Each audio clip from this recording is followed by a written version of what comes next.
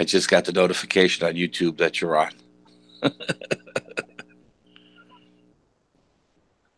And you're live. That's what it is.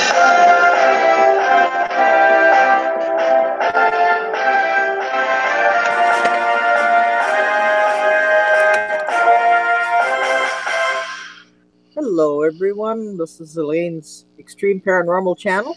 Welcome to our channel, and we have as our special guest today, Mr. Al Santariga, and he will be discussing UNTERMEYER Park. Al, how are you? I'm fine, Elaine. How are you? I'm just fine, thank you. Al, I noticed you are the founder of the Bronxville Paranormal Society. And Yes. we're discussing your paranormal stories and personal experiences at the David Berkowitz building at UNTERMEYER Park.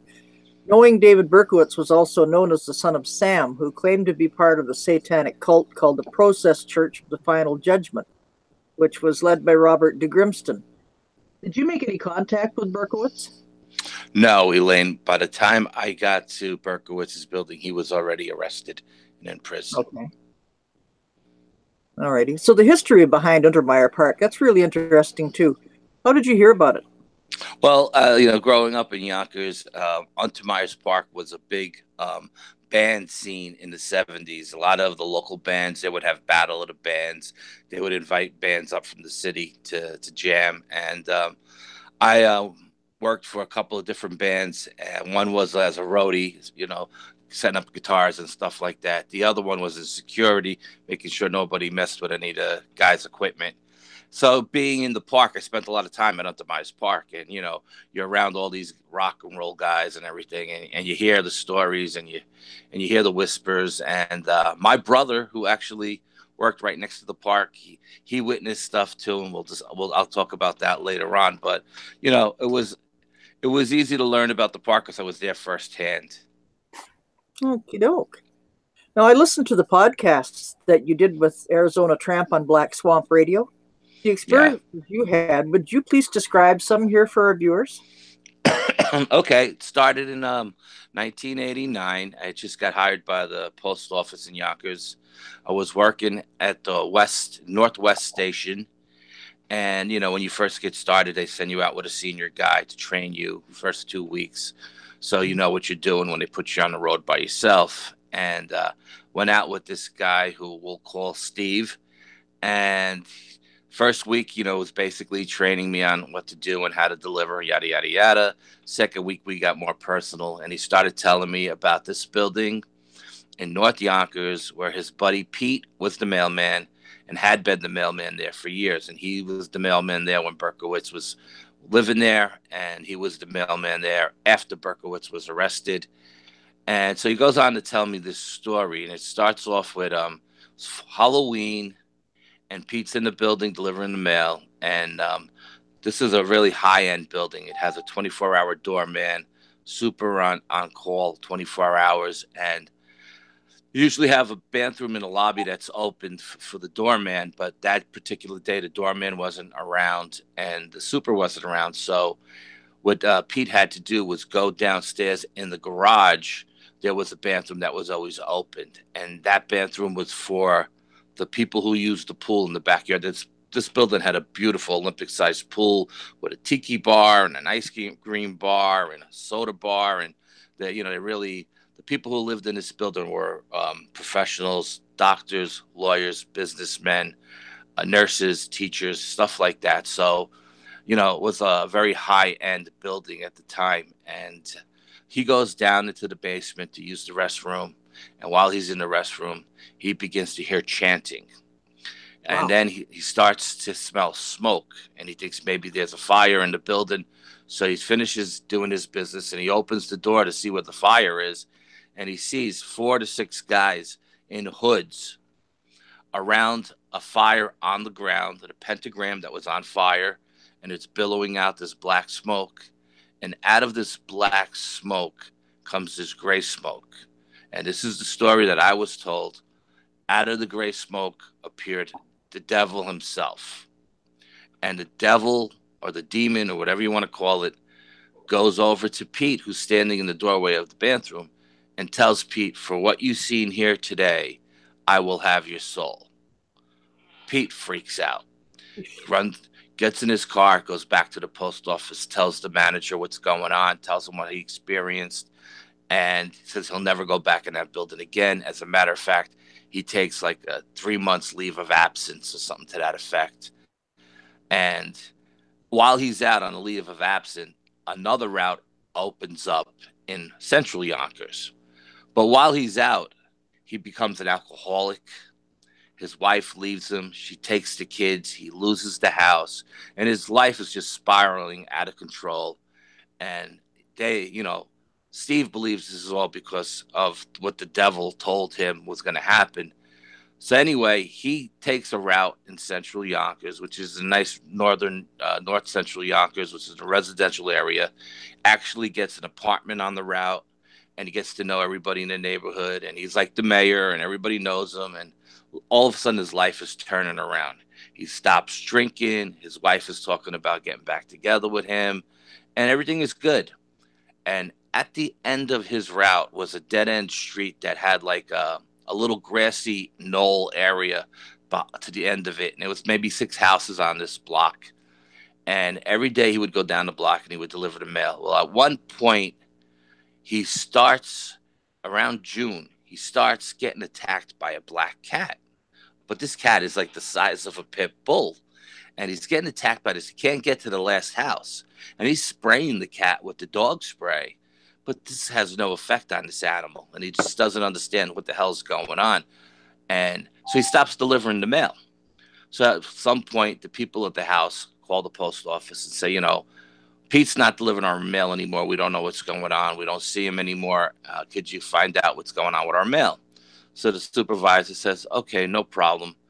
So he waits for Pete to come back off the road. And Pete explains to him that these people have let their cat out now for the summer, and this cat is attacking them.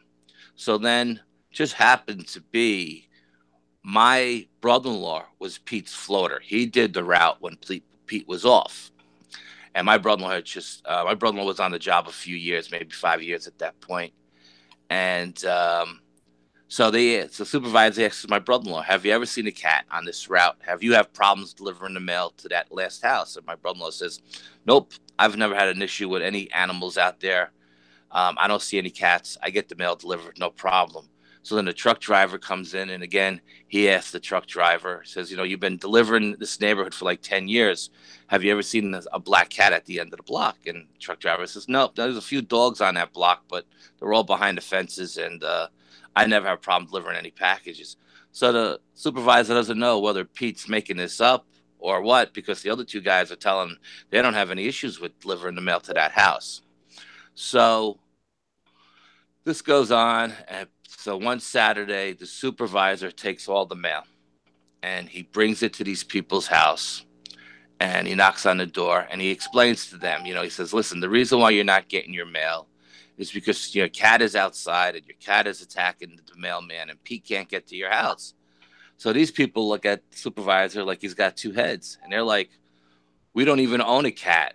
And we've been here 10 years and we've never seen a cat in the neighborhood, So apparently it's not their cat. Okay. So after a couple of weeks of this going on, Pete starts delivering their mail to their neighbor's house so they can get their mail when they come home from work. And the cat starts talking to Pete, not literally having a conversation with him, but through like some kind of the cat starts to talk to Pete. Yeah, like telepathically. Telepathically. Like this is the same thing that happened to David Berkowitz with Sam's dog, the son of Sam. Sam had a German Shepherd that Berkowitz's apartment would face Sam's house, and the German Shepherd would talk to Berkowitz through telepathically, telling him to go out and kill people or whatever. So anyway, the cat's telling Pete, by the end of the summer, I'll have your soul. So Pete's starting to freak out. He's really freaking out. And he tells the supervisor what's going on. And he tells my brother-in-law, and he tells the truck driver. Now, at the time when Steve was telling me the story, he didn't know my brother-in-law was Pete's floater. So I thought he was pulling my leg. So I said, I'll call my brother-in-law when I get home and find out if this is all for real or not, So I called my brother-in-law. My brother-in-law told me the whole story word for word. And he said, yeah, this really happened. Everything that this guy's telling you really happened. So at the end of the summer, I forgot what holiday it is, Labor Day or Memorial Day, whatever it is, Pete doesn't come back in off the road. So the supervisor's like, you know, waits for the truck driver because the truck driver is usually the last guy to get in. And he asks the truck driver, did you see Pete out on the route? And he says, I didn't see Pete, but I seen his car out there. I know he's out there.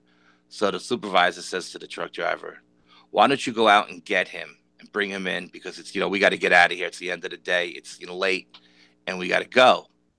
We got to lock up the building. So the truck driver drives out to the end of the route, sees Pete's car, goes down this dead end street, and Pete's hung himself on this big oak tree in the middle of Oh, this Lord. thing with his mailbag.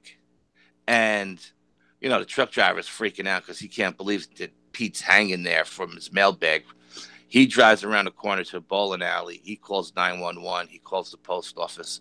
Supervisor comes out. The cops come. They take Pete down. And just like this thing told him in the Berkowitz building that he would have his soul for what he's seen there at the end of the cat talking to him. And turned out after Pete committed suicide and this thing took his soul or whatever it was, this devil or demon, my brother-in-law took over that route. He ended up getting that route. And my brother-in-law held that route down for like 5 years. And he never had any issues with any cats. He never seen any cats. He never had any cats talking to him. So they believe, and I believe, and everybody involved with the story believes that demon presented itself as a cat and was there because of what Pete seen that day in that building to take Pete's soul. Now, my personal opinion is that I forgot the guy's name. You said who ran the cult. I personally don't think that he was the leader per Yes. se. Right. I think that there was people in that building that probably were involved in that cult as well, that were probably pulling this, like puppet master, pulling the strings. So I get to a point where my supervisor tells me, I need you to hold down 28 route. We'll call it 28 route, and whatever you do, don't use the bathroom in the basement. So I said, why not? I mean, I knew the story, but he wouldn't tell me the story. He just says, I'm forbidding you to use the bathroom. If you have to use the bathroom, drive back to the post office. Don't use the bathroom in the basement. I said, okay, no problem. So now I'm holding that route down. It's in the spring, and I'm getting to know the people in the building. And these people were very, very nice people, and they were very generous people. And every time I needed to get a certified or anything accountable signed for, usually the wives were down by the pool with the children, the husbands were all at work. I would go down to the pool all the time and get stuff signed for and drop off packages, and never had an issue with the basement. Used that bathroom all summer long in the basement. Never had an issue. I mean, I would go down there. They would feed me. They would like have a hot dog, have a hamburger, grab a soda, take lunch. Have an ice cream, and it was nice because it was beautiful. It was a beautiful area, and it was a nice. And I had a lunch coming to me anyway, and they were taking care of me. And that wasn't costing me anything, so it worked out nice. So that whole summer, I'm in and out of the basement all summer long. I'm not having a problem with any issues. I get to know the super of the building, and I ask him to bring me into David Berkowitz's apartment. So he says, okay. Now, they don't use the apartment anymore. They don't rent it out. They use it for Really? storage. Yeah, nobody would buy that apartment. Nobody would live in Huh? that apartment. So and his apartment was up on the top floor, like the fourth or fifth floor. I don't remember, but it was up there. And we're on the elevator, and we're heading up. And the super tells me, I'll let you in, but I'm not going into the apartment. It's like, okay, no problem. So as we're getting up in the elevator, you can feel like the tension in the elevator getting heavier and heavier. And when those elevator doors open, I was expecting to see the devil himself in the hallway. So as I'm walking down the hallway, you can feel this heaviness. And I'm thinking to myself, if I can feel this heaviness in the hallway, what are the people feeling on either side of this apartment or the people above and below, because they all must be feeling this heaviness. And how do they live like this? You know what I mean? So the super lets me into the apartment. I go in and I walk around and, I'm in the kitchen, I'm in the bathroom, I'm in the foyer, I'm in the living room. His living room actually faced the pool, which faced Sam's house where the German Shepherd was. And the same thing with his bedroom. His bedroom was set up the same way as the living room that faced the pool area, that faced Sam's house was built over the aqueduct. The aqueduct was right in front of it, so you couldn't deliver mail to Sam's house from the front of that house. They had a private street built in the back, and all the mailboxes were on the back, and all the yards were fenced in with gates and everything, and everybody had a dog. So you would walk down this dead end street and just put the mail in the mailboxes, and that's where everybody parked and would go into their houses from behind, because the aqueduct ran in front and there was no place to park in the front of their houses. It was all rear deliveries. So summer comes and goes, and I'm having a great time. I'm delivering this route. It's a beautiful route, nice area. And October comes rolling around. Now it's Halloween, and I'm in the building, and the doorman's nowhere to be found, and the landlord's nowhere to be found. And I deliver all the mail, got everything in the boxes. I got my mail bag and the mail bags. And this building got a lot of mail. We'd get like 4 giant bags of mail every day. Had all the mail bags in the hall, in the foyer in the building, and I have to use the bathroom. And I'm like, I know I'm not supposed to use the bathroom in the basement, especially this time of the year, because I know what happened to Pete on Halloween, and the building was like a ghost town that day. But Wow. I have to use the bathroom, so I'm going downstairs. I'm not driving all the way back to the post office. I go in the bathroom, I'm taking care of my business, and I start hearing chanting. And I'm like, oh no, because I know what Pete experienced. So I start to hear chanting, and I start to smell smoke.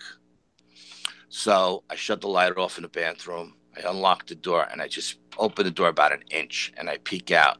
And there's 6 guys in hoods around a pentagram with smoke billowing out of it, chanting in some language I've never heard before. Um, so I slowly closed the bathroom door and locked it. And I sat on the floor with my back to the door. And I just said, I'm not coming out of this bathroom until what's ever out there is done. Because obviously these people were trying to conjure up something. And about an hour and a half later, I get a knock on the door, and it's the super, and the doorman. And they're like, Al, are you in there? Because they see my mail bags are in the building, but they can't find me. And I'm like, yeah, I'm in here. And they're like, well, it's Jose. You want to, are you, they think I'm stuck, you know what I mean? And they're going to try to break the door down so I can get out of the bathroom. And I'm like, no, I'm not stuck.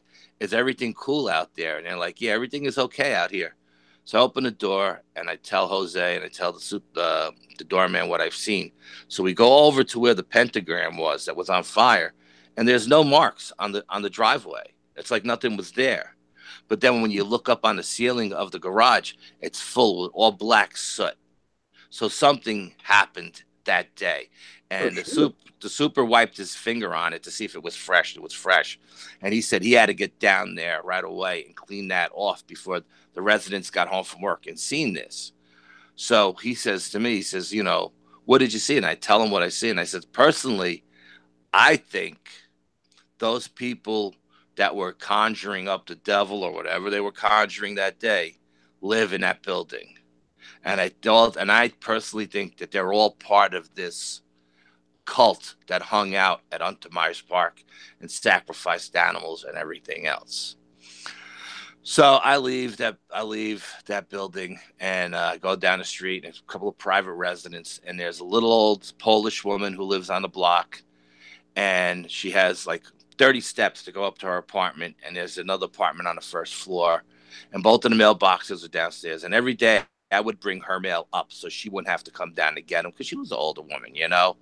And she was very, very sweet. Every day she left me a piece of cake with either a cup of coffee in the winter, or a piece of cake, or iced tea and lemonade in the summer, because she knew I didn't have to go up those steps, but I did it for her. And so we start talking. After this happens, I tell her what I just experienced in the building, and she said, "Yeah, this area is horrible with these devil worshippers. I don't know why there's so many bad, devil worshippers up here." And she goes on to tell me a story that a young couple had moved into her apartment downstairs, and they were a very nice couple, and the wife was pregnant and had a child, and at some point, the husband got hooked up with this cult from the park. And after his wife had the baby, this guy invites the cult into his apartment, and they're doing some kind of ritual to like conjure up the devil in the apartment, because he wants to sacrifice the baby to the devil. So the wife is freaking out, and she's fighting with her husband and the rest of these cult members. The old lady upstairs hears all the commotion. She calls the cops. Cops come to kick the door down. They lock everybody up, and they take everybody away. The wife is left there with the child. The wife eventually leaves, goes to live with her parents. Everybody else goes to jail. But after that night, the old lady would hear stuff down in her apartment.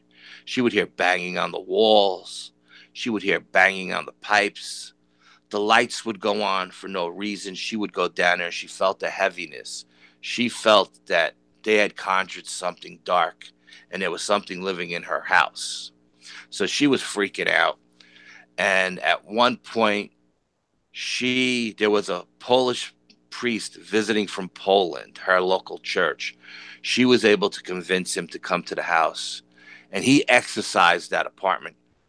And after he exorcised it, all the banging stopped, and all the lights and everything stopped.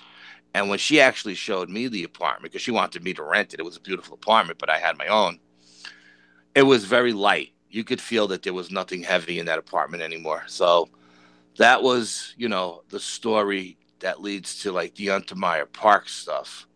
Um, my brother worked at a hospital that was right next door to Untermeyer's Park, and his office was up on the top floor.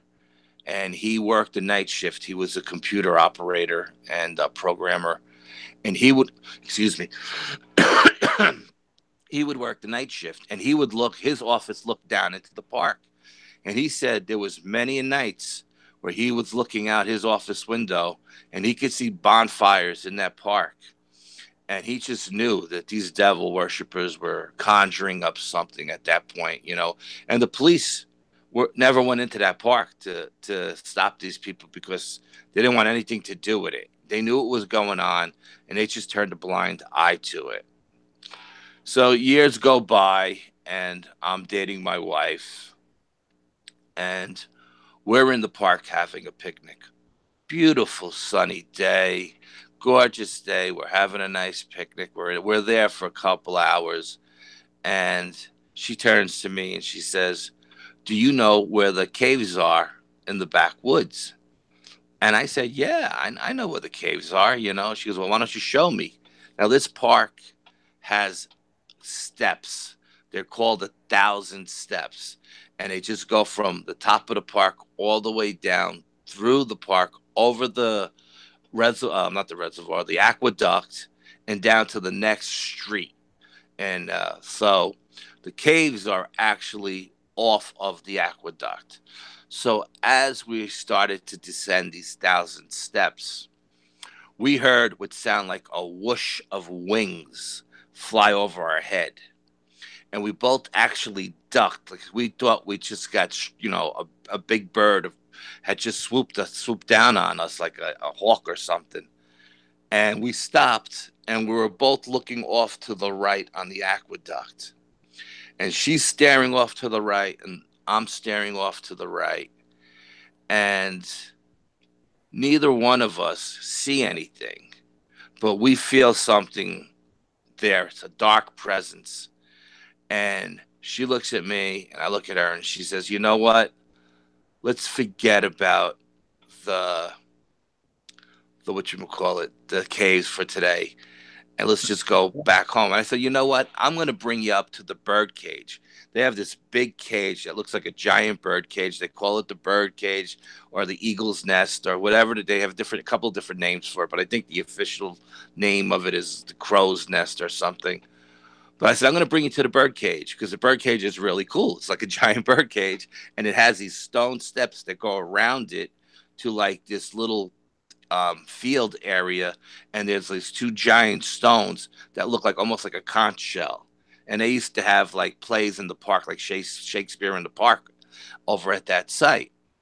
So as we're walking on this road, and it's a regular paved road that the Parks Department use to clean the park up, to get all the garbage cans and everything, we're walking down this road, and again we hear this swoosh come over our heads, and again we just duck and we stop. Now to the right of us is this giant oak tree with this huge branch that comes across the road, and we're both looking up at this branch like we could see something there, but there's nothing there. And I turn to her and I say, what are you seeing? And she looks at me and she goes, what are you seeing? And there's this old cult movie, with a cult movie from the 70s called the Gargoyles. And the leader of the Gargoyles was supposed to be like the devil himself. He had horns and, like dragon wings and his whole nine yard. And I tell her, I said, I don't know if you ever seen this movie, but what I'm seeing is the leader of the Gargoyles from this movie. And he's sitting up on that branch, just staring down at us. And she turns to me and she says, that's exactly what I'm seeing as well. Because she was familiar with the movie, because she loved those B horror movies. And she was familiar with the movie. So she says, that's what I'm seeing as well. So I say, you know what? Let's do this. Let's just leave. And we left that park. And that was almost 30 years ago. And we've never been back. My in-laws live directly across the street from that park, and we've never, all the times we go to visit my in-laws, and when the children were small, we never took them to that park to play. We never spent any time in that park, and they redid the park. The park is really beautiful now. The city spent a ton of money invested into the park, and they redid the fountains and the pools and the 1,000 steps and the bird cage. They redid the whole thing. It's absolutely gorgeous. And but I've seen this all online because I've never gone back into the park. And so I think personally, I Berkowitz always said that he was part of a cult, that there was other people who were involved in killing these teenagers that he was killing at all these lover lane kind of things. And it's funny because I lived in Yonkers, and I was in my teens, and my brother used to say to me all the time, "You better be careful when you go to lovers lanes and this, that, and the other thing, because Berkowitz will get you." And he said the Son of Sam will get you, or the 44 caliber killer. And I said, "Oh, get out of here! That guy's killing people in the city. Nobody even knows where Yonkers is." And when we would go to these lover lanes, I always made sure that we were in the back seat and our heads were down below the window line, because that was always in the back of my head. My brother telling me to be careful. Not that I ever believed that Berkowitz lived in Yonkers, but that was just always in the back. And we were never, ever, me, my cousins, my friends, whoever we went with, we were never comfortable at those lover lanes, because we had a couple of spots in Yonkers that we would go to, and it was on a different part of town, but it was just we never felt comfortable. And when they arrested him in Yonkers, it totally blew my mind. I couldn't believe that this Son of Sam murderer, this killer, actually lived in Yonkers, just a couple of miles away from my house. And when I started delivering the mail to his building, the first thing I noticed was that his building was the only even number building, but it was on the odd side of the street. It didn't make any sense to me. I was like, why is this building this number when every other house on that side of the street is an odd number? So that started me asking questions, and It is odd, I isn't it? Yeah, because what happened was there was so much traffic because he lives on this tiny little street. This building is on this tiny little street. There was so much traffic coming in to see the Berkowitz building that they changed the number of the building so that people couldn't find it and would give up. But that's the reason why they changed the building. And I believe, and it's just my gut feeling and my personal belief that there was people in that building that were definitely running that cult. And the guy that they said was the leader, he may have been the leader to the people at the cult, but he wasn't the guy pulling the strings. I think there was people in that building who are much higher, much more power than him, and he was telling that guy what to do. And if you look at the website of the Untermeyer website, you'll see the carriage houses that were off of the aqueduct. And inside those carriage houses, you'll see the upside down pentagrams and the upside down crosses, and where all the devil worshippers would do their devil worshiping. You know what I mean? And it's in the middle of the woods, and you can see why the cops would never go back there because they would actually have to get out of their cars and walk like a half a mile or a mile into the woods to find these people. You know what I mean? And if they're in these carriage houses or they're in these caves and they close the doors, you couldn't see it from the street. No matter what street you went down, you wouldn't be able to see it. So this stuff went on for a long time, and it took a long time for the city to finally, you know, bear down and clean up that park and push these devil worshippers out. But that whole part of Yonkers, that North Yonkers, has got a deep history. It's an old part of town that's right off the Hudson River and faces the Palisades cliffs, and it's got a lot of history there. And every now and then, they'll find a dead body on that aqueduct, and no one will know, what happened to it or how it got there. So I don't know if it's the devil worshippers or just junkies or whatever, but yeah, that's basically my David Berkowitz and Son of Sam story. Wow, that's amazing. Kat Yeah, yeah.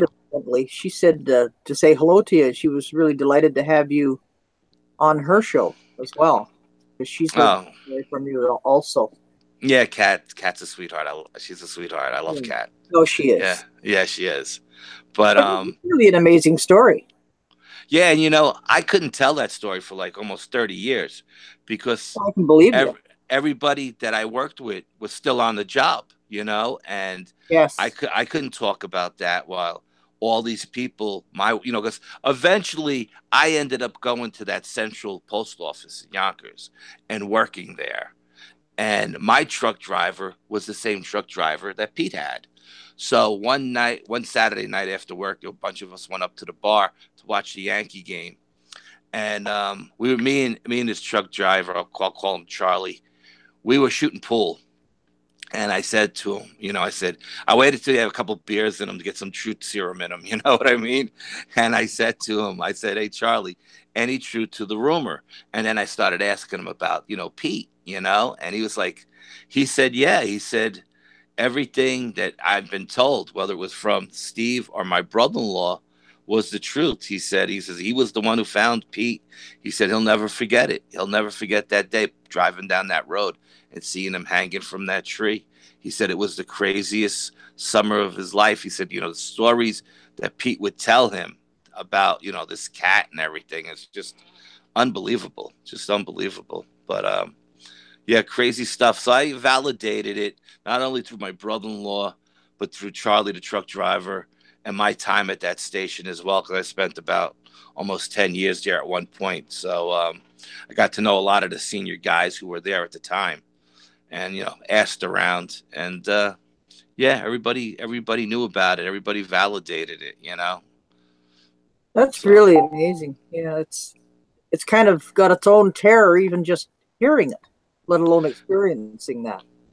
Yeah, I mean, when Steve first told me that story, I said, "This guy's pulling my leg." Who does he think I am? Some kind of gullible joke? And but he didn't know that my brother-in-law worked at that station, so I was going to validate everything he said. And when my brother-in-law lived right around the corner from me, so I just went over his house after work, and we had a long conversation. And he was like, "Yeah, but that's like something it's taboo, something they don't talk about at the post office. You know what I mean? Nobody brings it up." Well, I And so know I because never, when you're working, I went through the same thing too. I had to keep quiet on things that I saw and heard because of employment. yeah, I mean, it's just very strange stuff, and it was just it was mind blowing when you hear this stuff, and then when you experience it for yourself. Like I knew that building so well, and this was a huge building. It had a south side, it had a north side, and when the doorman wasn't there, you couldn't leave the packages with the doorman. You had to bring the packages and put them up in front of each individual apartment's doorway, And the mailboxes were really small, and these people got a ton of mail. So most of the time, I would just rubber band all the magazines and the packages and give them to the doorman. And he would put them in the back in his office, and then when people would come in, he would give it to them.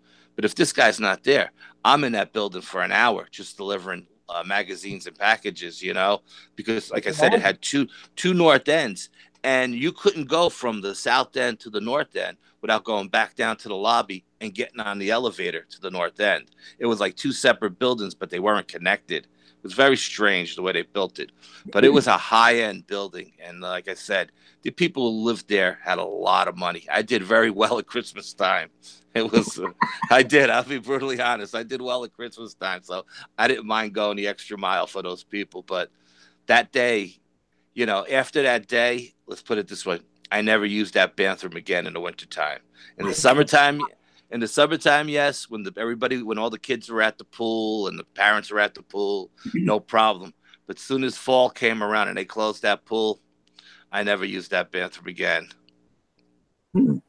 I can certainly understand why. Excuse me, I got a bit of frog in my throat. Well, yeah, that's really an amazing story. Thank you so much for sharing that with us. I do appreciate it. Is Well, there thank anyone you. you'd like to give a shout out to before we close, or have you any more you'd like to say? No, I mean, I just want to say thank you for everybody listening, and I hope you enjoyed it. I did, very much so. All right, Al, thank you so much for coming on the show. I do appreciate it. And Well, I hope maybe we could okay. do this again sometime in the near future, and we could Would love discuss to. my last Bigfoot expedition. All That righty. that was that was pretty amazing expedition, and the one before it was pretty wild too. But next time we'll talk about the Bigfoot stuff. Okay, sounds good. Thank you very Okay, much. thank Okay, you. folks, that was Al Santariga. He was our featured guest for today. He was discussing Untermeyer Park. So if you couldn't watch it live, please feel free to come back to the channel and watch it later. Thanks again, Al. You have a great day. Goodbye, everyone. God bless.